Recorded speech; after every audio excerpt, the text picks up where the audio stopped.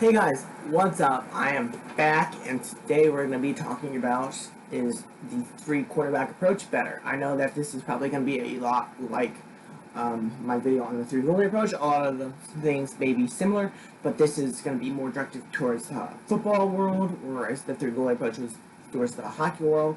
So I'm just doing two separate videos of this because this is a cool concept to learn. It deals with backups and lineups, so you know, I love that stuff. I'm a huge sports nerd. I like to look at stats and that kind of stuff. I'm a huge nerd, period. But especially when it comes to sports, I can remember stats a lot better than I can remember stuff from school, which I'm graduated now, and it's always been like that. Just let me turn my phone over. So I'm watching a football game as well as doing this at the same time. So I'm sorry. That's kind of what brought this into my mind because the game I'm watching. Okay, so what is the three quarterback approach and what is the two quarterback approach? Like I said, it's going to be a lot like the two goalie approach and three goalie approach. It's having a string of three quarterbacks on your roster versus a string of two quarterbacks on your roster. Starter, backup, third stringer. That's how it would work. That's how I preferably would like to go with the three quarterback approach. I think that's the safer way to go. So that even like this is really rare, but you'll see if the two quarterbacks get hurt, then the kicker will come in and be a quarterback, which that's never going to end well. If you know what I mean, you know what I mean, but that's never ever going to end very well for that team. So having that third quarterback on your roster is pretty much crucial in those very, very serious situations that you need a third quarterback. The Dolphins a couple years ago with Cutler and Tannehill come to mind because that third stringer I think really saved them. And then the Bengals this year kind of come to mind because they signed Brandon Allen and then they started him off the practice squad over the backup that they had, Ryan Finley. When Joe Burrow got hurt, which dude's tough as nails. I wish him a speedy recovery. I'll be doing a Let's Talk About video on the Cincinnati Bengals very soon too. I'm actually going to be recording that soon. Here's my thoughts on that.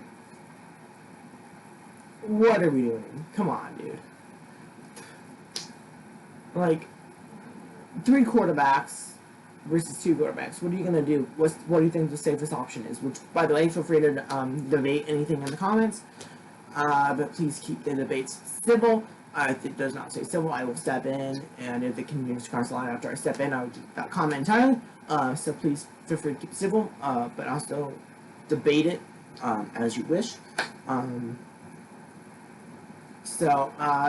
The two quarterbacks, yes, it does open up a spot for another running back, another wide receiver, another position that you might want to. Most of the time, it ends up being taken by a running back, wide receiver, corner.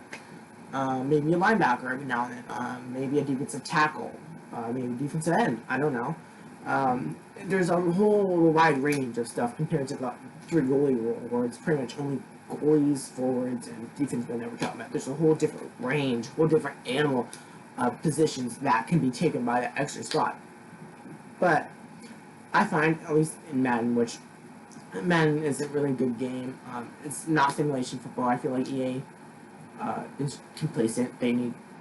NFL needs to kind of put a fire on their ass by opening up their license to other simulation games. 2K is putting an NFL game out, but it's not going to be simulation, which is kind of disappointing because Madden hasn't been doing the part that they said that they would be doing in their contract, which let's push that to the side. But in Madden, I find actually every time I usually go with the three quarterback approach. That's my preference. A lot of this video is based on opinion and preference, so you may have a different preference than I do, or you may have the same one and be like, oh, yeah, I didn't think about that part of it when I'm looking at pros and cons of this. But like a giant pro would be, you have that extra quarterback if something does happen, or if somebody needs to leave the game for some reason because they don't feel well, or because of COVID right now, which I'm probably going to get demonetized because it's COVID, but if they have COVID, then you already have that extra quarterback ready to go up there. You don't have to sign somebody on your practice squad. like the Bengals had to do when Burrow got hurt, and then they started him, which I'm still laughing at how funny that is, that instead of going with the backup, they decided to slap it in the face and go with the guy they just signed off the fucking practice squad. Brendan Allen, I'm sure he's a great quarterback. I'm watching that game right now, but if you go with the guy that was not originally on your roster, that's kind of slapping the face to your backup. So I feel like the Bengals should have just already been going with that through single approach and just made Allen backup. It would be making a lot more sense. Maybe they should release Finley than if they just wanted to go with the two quarterback approach, because I don't feel like Finley brings a lot of value to that quarterback position. Don't get me wrong, I think that Finley does have talent, but I think that he doesn't bring a whole bunch of talent that is needed.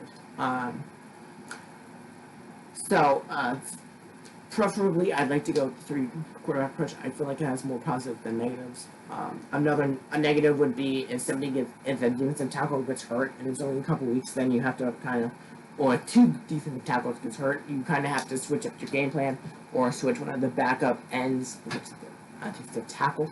So having the extra defensive tackle might help them out. Maybe having the extra position anywhere else might help them out and two people get injured.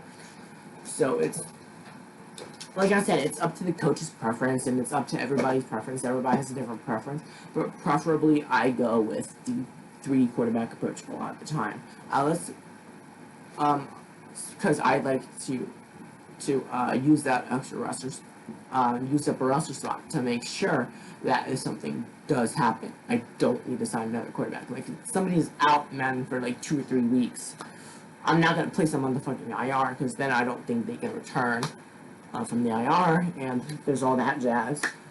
So then I have that extra quarterback ready to go, and I don't have to release somebody to get a backup quarterback in case something else does happen, which, that's okay.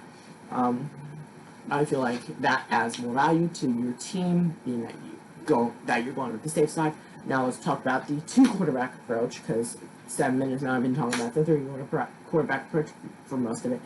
The two quarterback approach, it opens up that extra roster spot that you could use for anybody. If you wanted to, it does have less safety security for somebody to get hurt, but it does open up that extra roster spot for if somebody else on the rest of the team gets hurt, because there's a whole other team of quarterbacks that you can also use that spot for.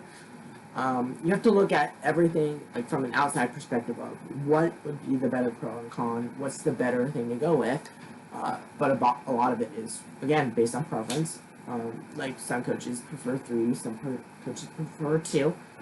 It doesn't really make that much of a difference to me. If you go with a 3 or a 2, it's your roster, you can do whatever you want. Preferably, I go with the 3 every time, but you are free to go with the 2. Because the 2 does have a little bit of value as well as the 3 does. So, with that being said, that's really all I have to say for today. Thank you guys for watching, and I will see you next time. Don't you